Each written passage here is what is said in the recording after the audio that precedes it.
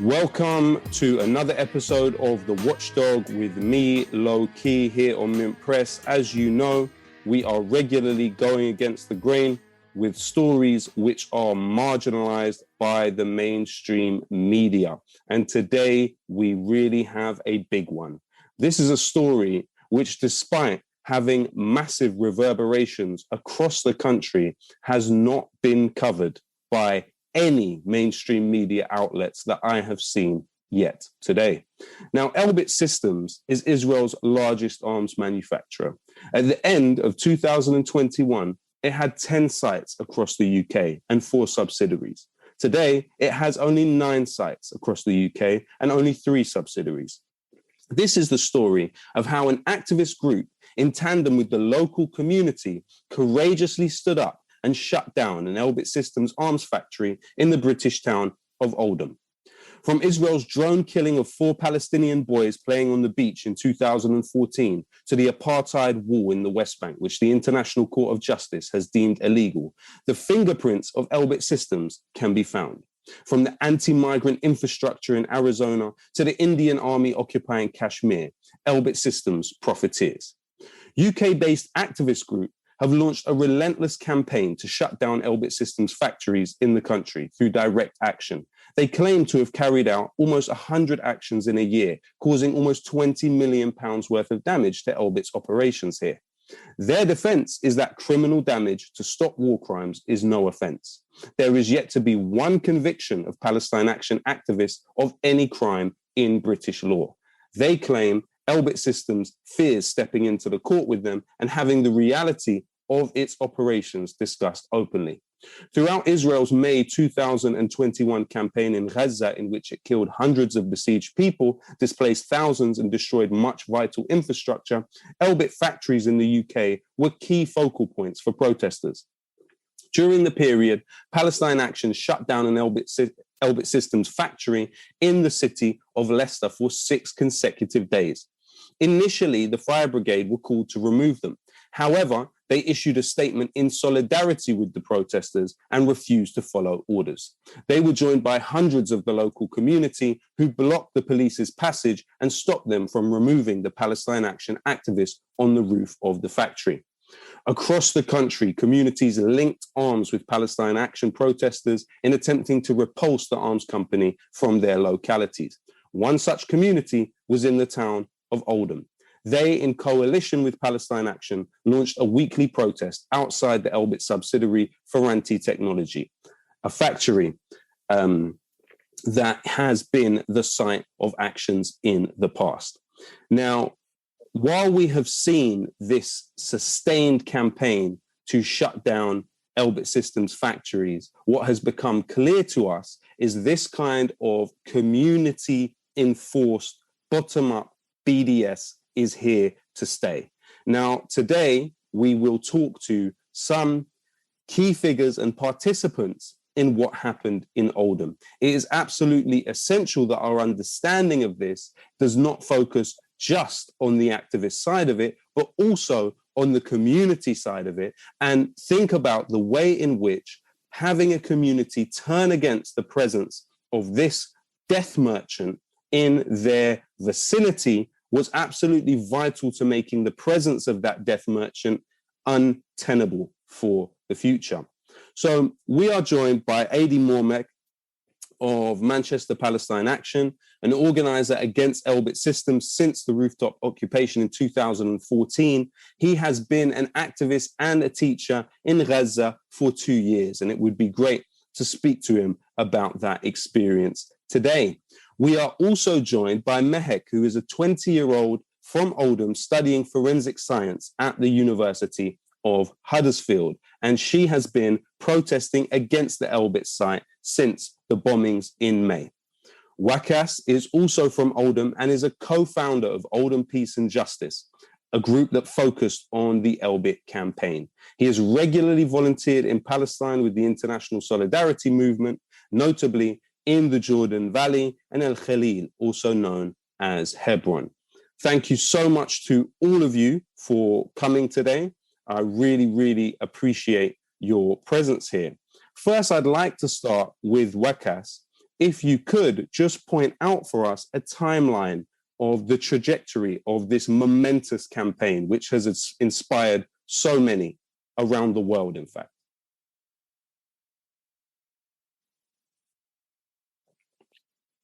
Just, yeah. Muted. Oh, well, I was looking back and I tried putting it all in a timeline for you. And what we've achieved is just beyond me. It started off, Oldham Peace and Justice came about in July 2018, but there was actions happening outside Oldham Franti well before that. And that was Manchester Palestine Action coming in, that was a few local individuals. And we decided to have a public meeting in a church in the centre of Oldham.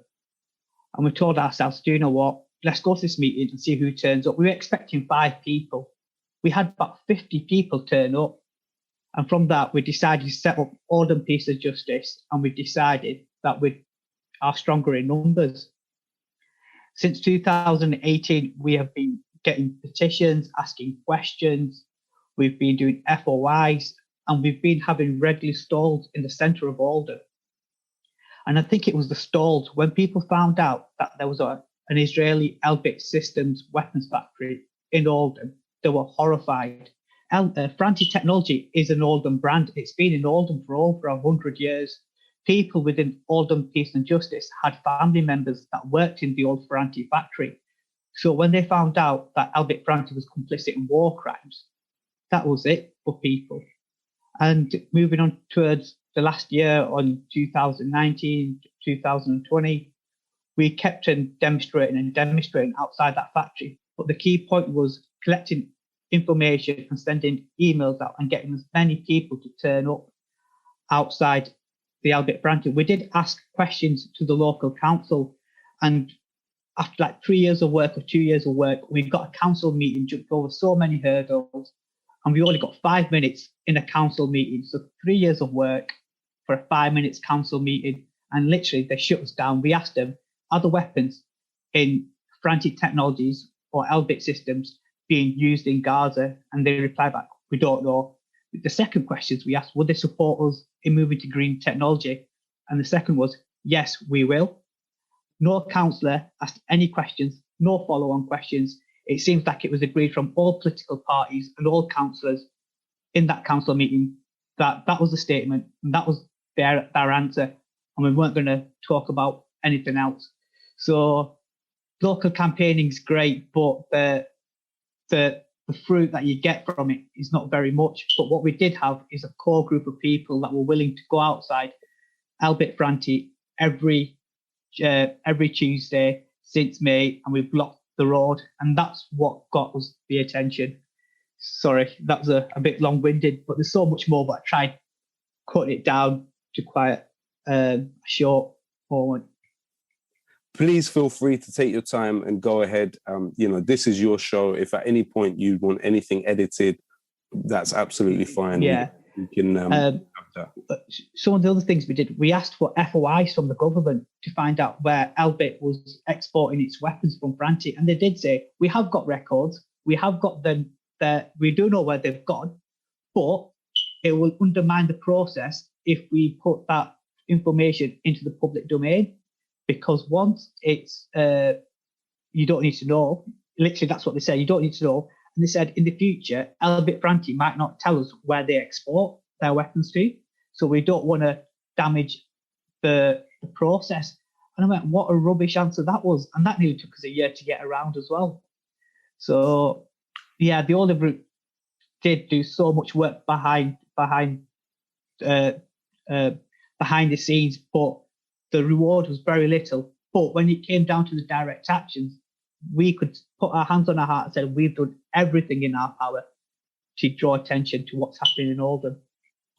So what we've identified in this brief, concise timeline by Wakas is the stall, the importance of the stall, the importance of the FOIs to some extent with its limitations, the importance of, getting local representatives to feel a bit nervous and anxious about it, but again, with its limitations, but also the regular mobilizations outside the factory. Now, the way that this story is being spun, and I would say quite half-heartedly, and that would also be something for us to get into a little bit later about why the media reaction to Palestine Action is so tepid, actually, when you think about it.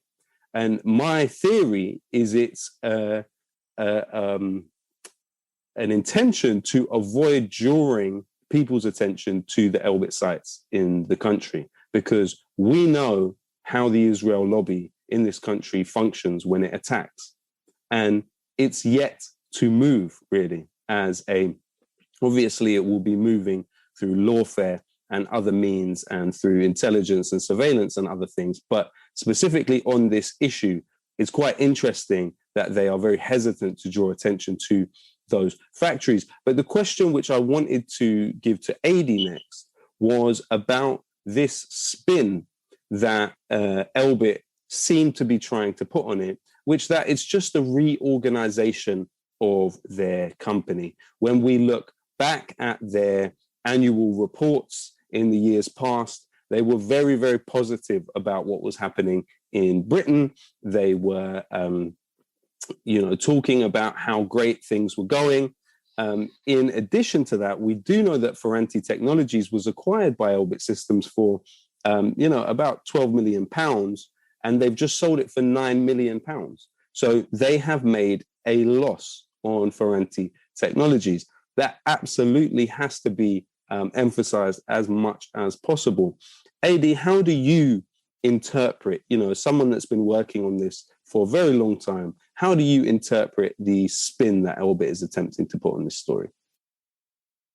I mean, if you read the statement from Elbit about restructuring, it was almost just taken out of like a template for how to disguise the fact that you're desperately trying to sell for other reasons entirely. This is not their intention. There was a great article recently written by Shehiva about this monumental victory of where we've actually pushed this Elbit arms company out of our entire town in Oldham. And he was talking about how Elbit's entire policy has been to buy up, just expand. And this is the first derailment of that. And the reason why, of course, they wouldn't be pointing at the actions against them as to why that could be, is because these actions have been so effective, and they do not clearly want to show that they have been forced out of the town. But this is the most blatant example of immobilizations and direct action, people basically saying enough is enough to force this abominable arms company out of the whole town.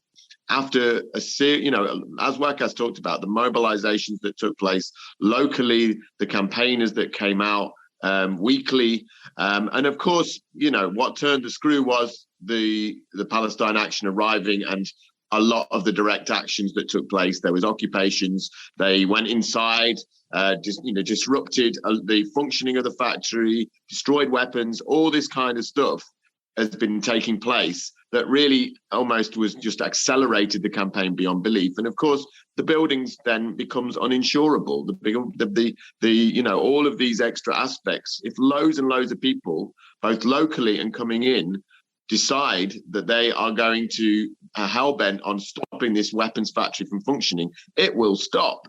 And that's what the biggest story is here. If people decide to do it, so clearly Elbit is not going to state that they are leaving because the whole town said no, and that people have actually risked themselves on so many occasions like they have for Palestine Action to stop that factory, to end the arms development as well as sales from the mass murder of Palestinians and many more beyond, like Kashmir, Myanmar and other parts of the world, then they are out of this town if you continue to do that. And this is what happened. So they are running scared. They sold on a loss. So they are desperately looking for a quick sell. There's no, this is after 11, 12 years they sold on a loss. When you look at the prices of in the Northwest, they've gone through the roof of land and property, and they're selling for $3 million less than they bought it. this is Elbit running scared. And obviously, this is a great example for other cities and other people around to both accompany this wonderful community mobilization with the direct action, which was a terrific formula that, if replicated, for me, would get an arms factory out of any of those cities. And that's what we're hoping to do. Can I just come in and just add something to that? In 2018, we started handing leaflets to the door around the buildings around for anti-technology, and we didn't get a very nice response. That's a nice way to put it. We're knocking on doors, knocking to people. We had leaflets thrown back in our face, but we kept on going. Give that to last year, and we were hearing if Frantic Technologies or Elbit Systems is not going to stand up for themselves and let people come in and smash them windows in every other week, we're not going to defend that company. And that was the nail point. That was it for me. They didn't really care about the arms trade or Palestine or Israel. They just went, that factory is in my town and vandals are not going to come. They called them vandals. And when we said a court of law has never found them to be vandals, they didn't really have a leg to stand on. And that's when the tide started to change.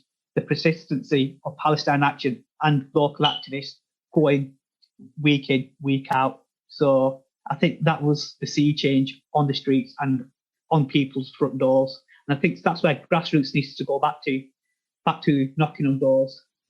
Yeah, absolutely. And especially in a time where we have algorithmic suppression, we have shadow banning, we have Munna al-Kurd trying to transmit the ethnic cleansing of Sheikh Jarrah, and Instagram literally stopping and blocking her doing that. You know, we have to remember that on the oversight board for Facebook, the company which governs Instagram, you have Amy Palmer. Now, Amy Palmer is not only formally an employee of the Israeli Ministry of Injustice, where she established the cyber unit for military intelligence surveillance of Palestinians in many different ways.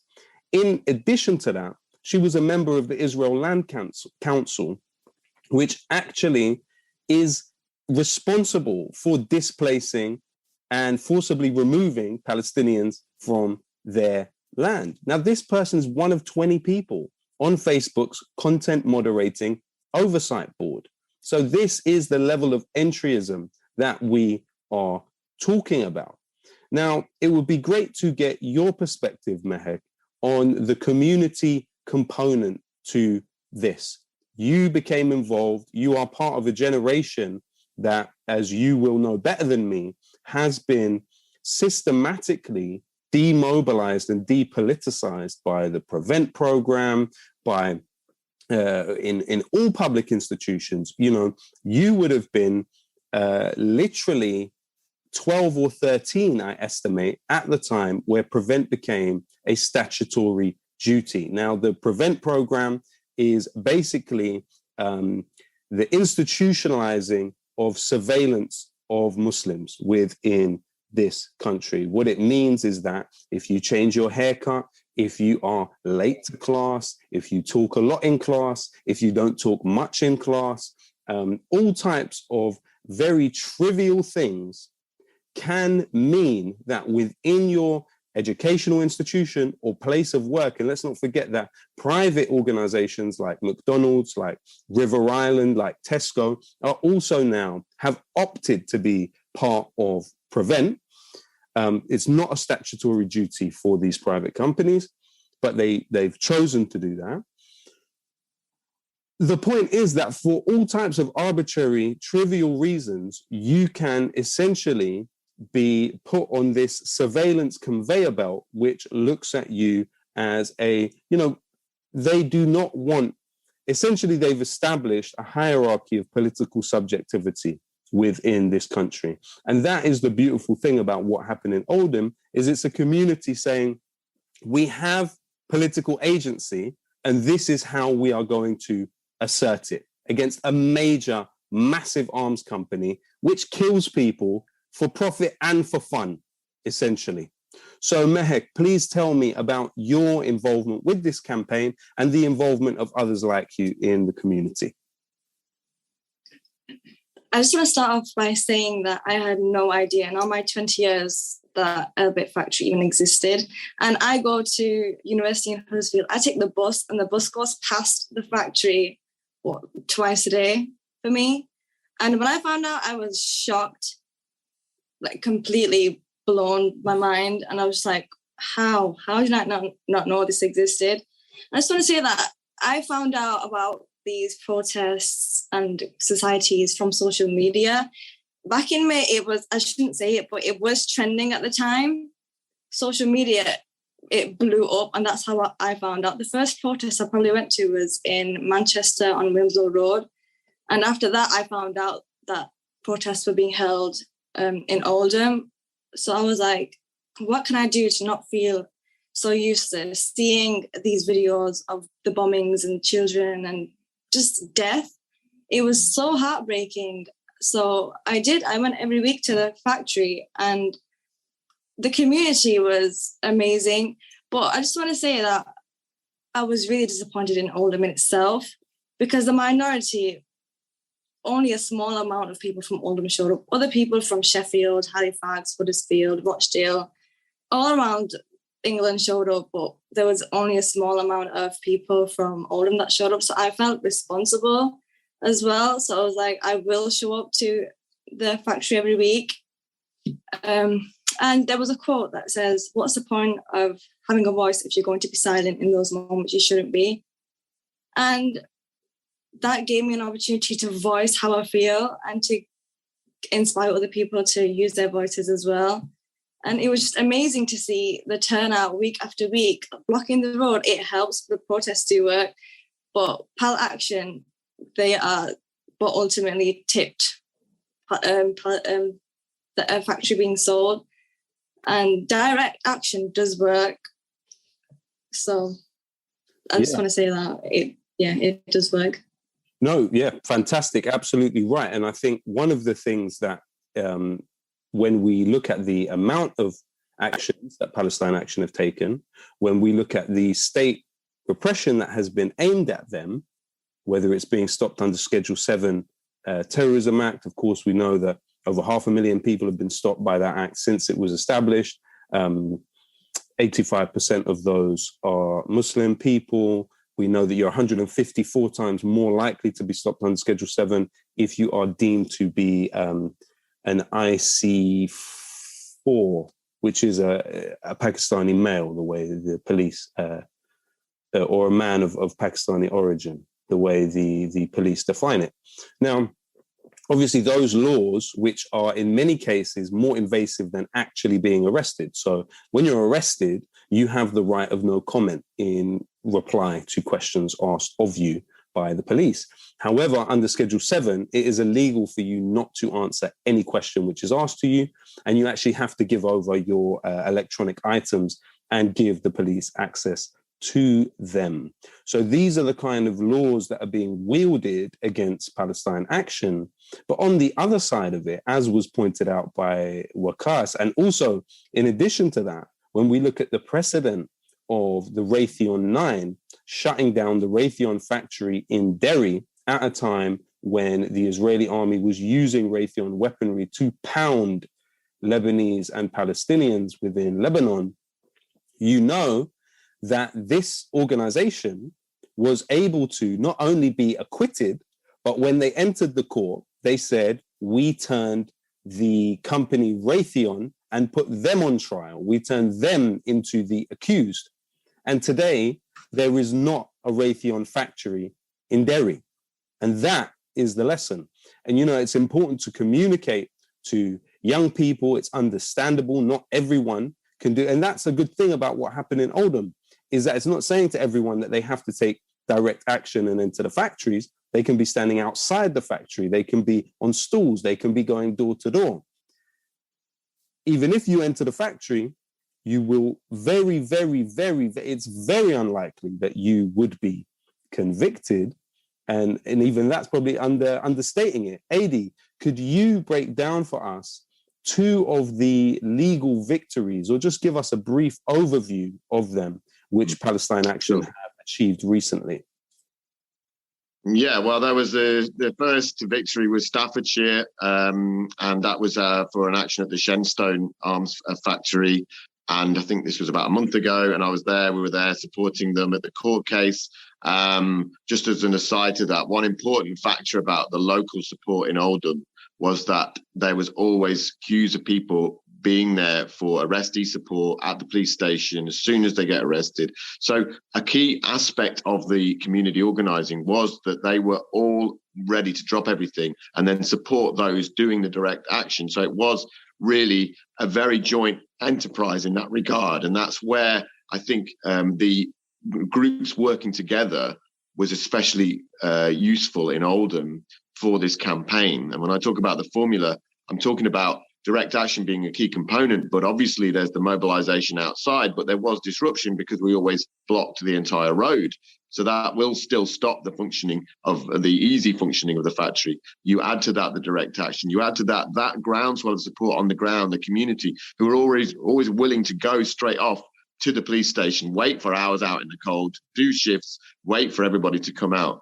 And this was again the case. We had huge support when there was the court case. And a key aspect of the court case was that there was criminal damage in that case, and certainly disruption. And there was people there who were making the case in the court. Now, this was a magistrate's court because the damage was not exceeding a certain amount. So it's a lower level court. So you have a judge. Now, with the juries, a lot of the victories that have happened recently with the Extinction Rebellion on the environment and lots of other cases is that, and the Colston statue, of course, is that the juries are normal people. And if you talk about Israel literally killing 500 children in 51 days in the bombing of Gaza in 2014, or you talk about them destroying house after house in East Jerusalem and the mothers trying to pick up whatever bits they could find of their jewelry or, family photos. And a lot of people like us, me and Wakas, have been to Palestine, and you're giving that direct witness statement. A jury is very likely to just see things as they are and take on board what you're saying and treat all humans with an equal go of it, and then say this is absolutely outrageous. These are the biggest gun runners in town, and normally they'd be chucked off the streets, no question about it, given all the evidence of what they're doing. Well, this was a judge at Staffordshire. Now, judges are a little bit harder to move, but this judge saw some incredible witness statements from those that were the defendants. And they were really incredible and heartfelt, and really exactly why I'm willing to sacrifice myself, because the Palestinians have been walking and marching towards the bullets week after week in Gaza just to say this is my land, or the Palestinians standing in front of their houses trying to stop them from getting knocked down in Sheikh Jarrah, and they're getting shot or beaten up or imprisoned. So these are the decisions being made by people, and they're transmitting those in court as to why they're willing to do all the way, step out of their normal lives and do this. And for once, say, if we're going to say we're all Palestinian, then we're going to step up and behave like it and take a hit occasionally. And it may be that we take a hit one day for some of these actions. But ultimately, what is a hit in England compared to what Palestinians have been going through week in, week out, day in, day out, the trauma, the tragedy that I saw from families that had lost loved ones, the hospital, the screaming as the kids came in one by one in the intensive care unit, being rolled around and just about to finish. And this is the real true horror and sharp edge. So what it is the judge listened to some of these testimonies, people that have been to Palestine as well, and just said, yeah, actually, that was proportionate. And they got off. And this is the case in Staffordshire. In Birmingham, it's just been a victory again. And I think while the decision didn't even get to the decision, because they were still waiting for evidence from the CPS and Elbit, and so the case was thrown out.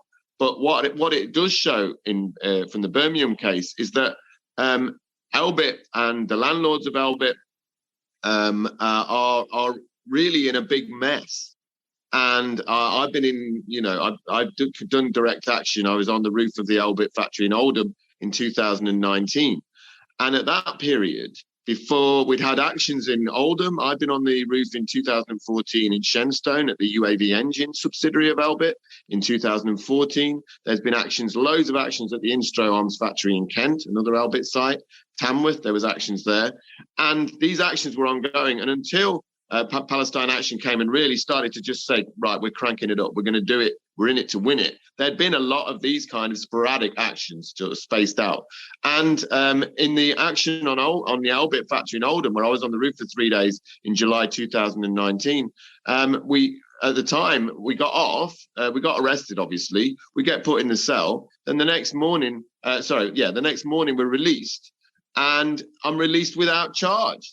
So at that point, they weren't even getting to court. Like literally, I was saying no further action. And then on the Monday, I went in and collected from the police station my climbing equipment and everything else. So this was the extent to which Elbit are actually so hands-off, because no arms factory has ever had this level of introspection before. Britain is the second largest exporter of arms in the world. This tiny island has been manufacturing these instruments of death for so long to so many horrific regimes. And here we are now, finally, having a group like Palestine Action that has just decided to put so much pressure on to the point where these arms companies are just running around scared. They don't know what to do because they've never had that level of exposure before. They should have done a long time ago, because this is one of the elephants in the room in terms of what Britain is contributing horrifically to the world, this arms industry. But it's finally, there's a group that has said, we're going to take the sacrifice. We're going to go for it. We know that these weapons, it's been truly documented for years and years that these companies are making their weapons, developing them as battle tested on Palestinian population in Gaza. It's mostly kids. We are going to take action. And actually, this result in Birmingham is a reflection of all this, because they are not forthcoming with their evidence, because they're trying to figure out how on earth they can win these cases, that they're worried that they're going to lose. Why? Because they've committed war crimes, Israel. These weapons are used to kill so many people. They don't know where to turn, because finally they're being exposed, and they've never had that. They've never had to actually almost confront their own crimes before. So how on earth do they make the case in court? So we've had two big victories, both obviously there in Staffordshire Crown Court and Staffordshire Magistrates Court, and now in the Magistrates Court in Birmingham. And this is a great sign for the cases to come. And they might not win every one, but we are going really well so far. And ultimately what it's doing is it's saying that people are willing to go to court and take action. And even better, they know exactly the reasons for doing it, and they are able to justify it in court, to the point where human beings, even judges as well as juries, can say, yeah, absolutely, we should be closing these arms factories everywhere. You're free to go. This is a question, I guess, for Mehek and Wakas, or Wakas. The mainstream media, I noticed when Palestine Action shut down Arconic, the company that made the cladding on the Grenfell Tower, 6 millimeters of polyethylene in it. It has been deemed by the first phase of the inquiry by Sir Martin Moore-Bick to be the main promoter of the fire. When they shut down this factory, because it also makes the F-35 with BAE Systems and Lockheed Martin, and of course Netanyahu had claimed that the F-35 was used in the recent campaign in Gaza. Israel has used it for bombing raids on Iraq and Syria. Also, now when Palestine Action shut down that Arconic factory on the anniversary, the 4th anniversary of the fire at Grenfell Tower, you had almost a comprehensive media blackout on that shutdown, which was quite amazing, because you've got the whole country making stories about Grenfell on that day. You've got the main campaign groups for Grenfell tweeting about the action, saying they are in support of it. You have, when we gathered at the foot of the tower, the biggest cheer of the day came when we mentioned what Palestine Action did in Birmingham. You had for several days the community coming out and supporting those on the roof. You had the fire brigade, again, refusing to remove them and stating their solidarity with them. You even had Arconic, the company, launch a letter campaign in the community to try and beautify their image and ingratiate themselves to the locals. Now, you had such a blackout on that. Could we say that there is a systematic attempt to actually discourage people away from even looking at these factories?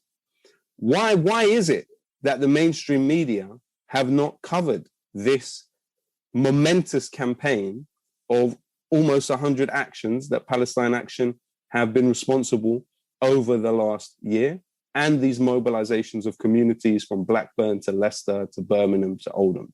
What could be the reason for this media blackout? Meg, do you want to go first? Or I don't mind. You can say it, go on. All right, thank you. So the blackout about this victory, the local newspaper did cover it, but it seemed like it was word for word from the Elbit Systems statement that they released. Right.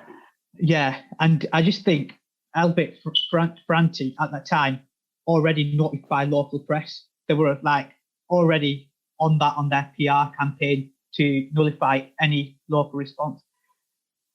Why I think there's a media blackout, I think this campaign gives hope to so many people. That is a worry, because Oldham is one of the most deprived towns in the country. It got something like £31 million in 2019 from the government to develop some flight simulators. At the time, Oldham Council had to make millions of pounds of cuts to social care, child housing, litter, bin pickups and all that. And people were getting really frustrated about what was happening in Oldham. And if people realise that we can get these weapons companies out that take so much of our money from research and development and central government funding, these arms companies will have no money at all. And I think the reason why the mainstream media is ignoring it, because people will start asking questions and people will start getting organised and they believe they can make a change. Because most of the time when we were out of Oldham, we're like, what's the point of doing it? Nothing's going to change. What's the point of getting out? What's the point of writing to my MP? They never listen. They're in it for themselves. And it was even magnified during the pandemic when, how do I explain it? When there was so much corruption in government, people had just given up. They said, what's the point of speaking out? But this victory, I think it gives hope to people, and hope and knowledge is a worrying thing. An organised community, in some eyes, is very dangerous. And I think what we have in Oldham is an organised community now, and they're looking around what we're going to do next. And we have got plans in the pipeline, but the blackout gives hope. It stops hope. It stops people getting in touch with each other. It stops building links. It stops people building networks. And I think that's the aim of a blackout. So one of the aims in Oldham Peace and Justice that we're aiming for is building them networks, because people are not going to know about this. We need to go around the country and tell people what we've achieved. Sorry, I hope that answers the question. Yeah. Sorry. Just a quick addition to that, in terms of the newspapers. I mean, to be honest with you, the Oldham Times one did report quite a lot actually, and they were okay in the end. So I thought But let's be honest. You know, the Oldham Times, Business Insider, these type of outlets that we're talking about are not the type of outlets which come when it gets sticky. Anyway. No worries. Go ahead.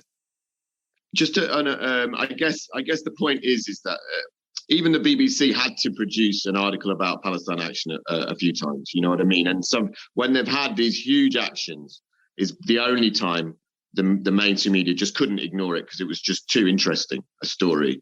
And that's obviously the way in which direct action sometimes can penetrate, where a very good valuable campaign that was being run locally wasn't definitely penetrating. And the same was true. We got in the Manchester Evening News when we were on the roof in July 2019. But I just wanted to put to Mehek a little bit based on what you said before, because Mehek is one of the many young people that came out and just in response to the bombings in May. And you know, you showed no fear at all, and you spoke powerfully like a lot of others did. And I think what Low-Key was talking about in terms of the pressure on Muslims, especially young Muslims, to with the prevent scheme, to try and keep people in line, to stop people talking out about things like Palestine. You know, you came through and just didn't worry about that like a lot of others. What was it that really, you know, brought that out of you? And were you aware of having to keep quiet or, you know, having to be careful or anything like that? And how did you get through that, if you like, or, you know, not worry about it? I think I was just passionate because no one else was coming out to do anything about it, and I felt responsible for it. Like a lot of people, like in schools, they'd get in serious trouble just for having to write Palestine or having the flag. They'd get excluded from school, which was absolutely ridiculous.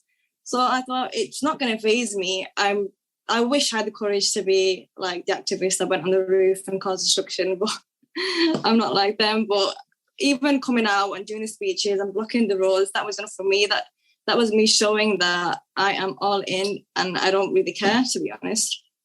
Mm. Your family's been very supportive, hasn't it, as well? Very, yeah. Which probably helps. Do you think that helped get you through? And I was going to say, really, what would you say to other young people that may be slightly wary in terms of like you and what you did and how you overcame all that? And what would you say to others about the importance of doing it? I just think if you know in your heart what is right, then go for it. It shouldn't stop you. My family they had my back the entire time, which obviously was a huge help.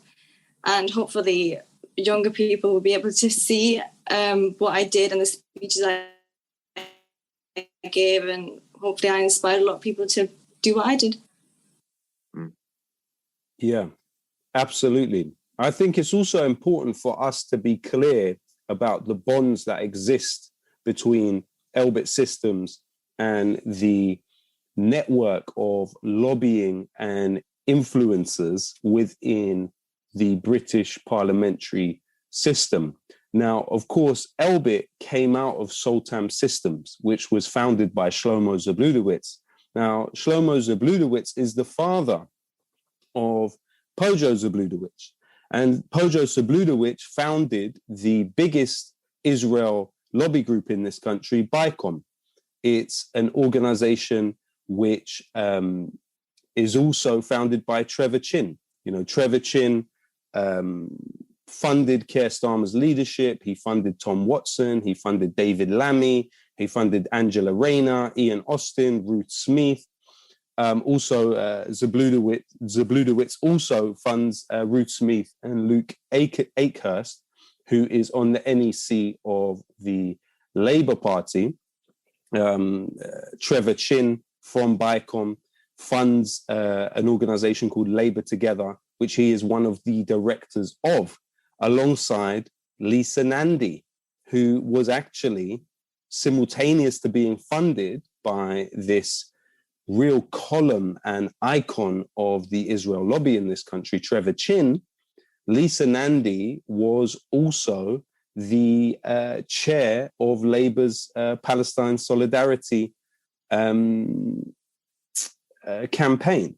So we really have to look quite critically at these bonds that exist. In addition to that, Lord Stuart Pollack of the Conservative Party was chairman of the Westminster Connection Associates. It was a very well-known and very well-connected lobbying group within Parliament, and Elbit was one of its customers at the same time that Lord Pollack was the chair of the Conservative Friends of Israel. And in fact, Elbit's chairman in Britain was secretly recorded in 2012 making the claim that Elbit had piggybacked on the Conservative Friends of Israel to gain access to particular decision makers. We also know that on the Conservative Friends of Israel sponsored trips for MPs that have taken place to the apartheid state, those trips have included visits to Elbit Systems headquarters. So that is the extent of this integration between the lobbying system and Elbit. And as was mentioned before, Elbit has a significant amount of contracts with the Ministry of Defense. It also has a subsidiary that directly is linked with the Ministry of Defense in a very, very incestuous way. So the names of their, what are the names of their? We know Affinity, we know Instro Precision. There's another Elbit subsidiary. Is it Wakas? UAV engines. UAV engines. UAV engines, yeah. Okay. Yeah. Okay. And Elite KL as well. Yeah. This is the 5 major factories, if you like, across the UK. And then you've got the 5 other offices and sites and some RAF collaborations as well. So it's very entrenched. Yeah. It's very entrenched. And, right from the beginning, when actually there were first actions with London Palestine Action at the Shenstone arms factory, the UAV engines in Staffordshire, we knew that this was going to be a major task. And it's only just, I'd be honest with you, the last couple of years since the direct action went through the roof and so many started queuing up, that it shows the power of what you can do to a sitting site that is an arms manufacturer, a static building, even with protection and security and everything else, to some organization which is a very powerful weapons company with a lot of strands, with a lot of connections. And obviously everything that you've described is vital, and something that you do so well is to follow the money, because it is about that ultimately. You see what happens to Lisa Nandy and obviously David Lammy and lots of others speaking out for Israel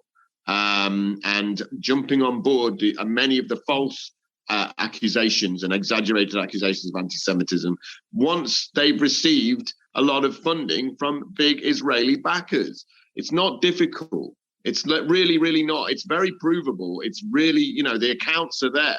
And obviously, a lot of these people, once they are, given extra rewards for this and think, I'm just going to get a load of abuse, I won't speak about the Palestinians, no matter how much I know about what's happening to them. And Elbit is the same. Elbit is entwined and very much close to a lot of these powerful people in England, business organizers, also a lot of weapons deals they're trying to make with other British weapons manufacturers, and joint training as well with the British Army and the RAF, and a lot of systems management, they call it, but it's actually about technology to produce, to organize and coordinate weapons via computers. So all of this is their approach. But we have shown again and again that you can still shut these factories down, and Palestine Action is still going after, a year and a half, 2 years, still as strong as ever, with way more support than ever, and as a great example to what is effective now and what you can do, because so many people, like Mehek says, feels helpless, that they can't do anything. But now this has proven that there is something very concrete, very tangible to do. And if and there are so many people that have got it in the tank, and you may even get off by disrupting these arms factories directly and smashing up the weapons. But equally, there's lots of roles for others to support that, to mobilize outside the factories, to take action. And people like Mehek and others and younger people that had come forward, they were vital components of that. And now, I did want to hear from Mehek what this might mean for the future for her and others, because you now can believe that you can make a change. Young people come in Oldham. Oldham's one of the poorer areas in England. And, now younger people are saying, God, I never thought we'd actually, could actually achieve anything here. And they did. And so together, the community mobilizing with the people that are taking direct action, were able to counter all of this extraordinary, powerful machinery and connections and deals that Elbit was making with people high up in England in both the weapons and political spheres, and win. So this is the absolute lesson that we have from the victory, and that no matter what level a company is trying to make deals. One thing I would add, though, very importantly, with the British government, it's not. I don't think it's lost on them, even the British Tory government, that Israel is always overstepping the mark. You've seen it with Pegasus recently, where they're spying on British powerful people, politicians. Same in America. They got chucked out of America. This was an Israeli-backed spyware system that was incredibly advanced, that was hacking into people's phones. And they were doing that of very, very powerful people, even people that you would suggest would be their allies. So I think there's a lot of skepticism. The same was true when we had that undercover Al Jazeera investigation, where there was a guy who literally had a light on and was saying he would take down a British member of parliament, Alan Duncan. And so these were moments, I think, when even the British government and British intelligence, and probably even the arms makers themselves, would be slightly wary about how much real collaboration they could get away with. But like you say, the money often talks, and it's no mistake. And as Sheer Heaver has reported, seeing just the extent to which Elbit has expanded, both in England and the rest of Europe and beyond, is a sign that if there's money to be made with the arms industry, and Israel has that, what they would call a strategic advantage of having a captive population on whom they test their weapons, the Gaza laboratory, then that obviously is seen by other arms makers and governments as a major appeal to buy their weapons and purchase their arms that have been, carefully developed with a captive population. Yeah, I mean, and on the mention of Pegasus is the project of NSO Group, which of course was started by Unit 8200 military intelligence from the IDF, who surveil Palestinian electronic communications and blackmail them in many cases. This spyware, which hacks people's phones and was found to have 50,000 victims, among them dissidents, journalists from across the world, family members of royal families in the Gulf. But in addition to that, British Gas, which is owned by Centrica, it employs 28,000 people. Now, the Financial Times broke the story that workers in the company had their pensions invested in the NSO Group. The NSO Group, which of course has Sherry Blair on the morally elastic Sherry Blair on its board. This British Gas, right? This well-known aspect of British society invested huge amounts of money from their employees' pensions into the NSO Group. Now, when the Financial Times broke the story, the only paper that I could see that covered it afterwards, and we're talking 16 hours later, was the Luxembourg Times. The Luxembourg Times covered that story before any other British paper. Now, Centrica has deep, deep bonds with the Israeli state. Centrica, this is the company that owns British Gas. It is also invested in Elbit Systems' startup EcoCare Technologies, which ironically is a company which is about caring for people in old age. So these are the contradictions of capital, and these are the hypocrisies of the system within which we live. It's been fantastic to be joined by you three today. We could talk for a lot longer. I hope we'll have you back, Wakas. I hope we'll have you back, Adi. And of course, thank you to Mehek, who is going away for another lecture in her studies of forensic science. You know, this is the future. Big salutations to Oldham. I hope to see you all soon and kiss every single one of you on the forehead. You have made Oldham a place of legends for people all over the world and will be an inspiration for millions when history is told. Thank you so much for joining us. Thank you. And thanks to you too for coming down and performing for all of us before it was. So much appreciated. That was a big, big monumental day for us in Oldham as well. Thank you. I just want to add, when he did come down, we were going to think of shutting down for Christmas, but we went, do you know what, Loki's come. We've got an extra 100 people that are up for it. We're going to have to keep going. So thank you. Thank you, Loki. Thank you. Amazing. Thanks so much, guys.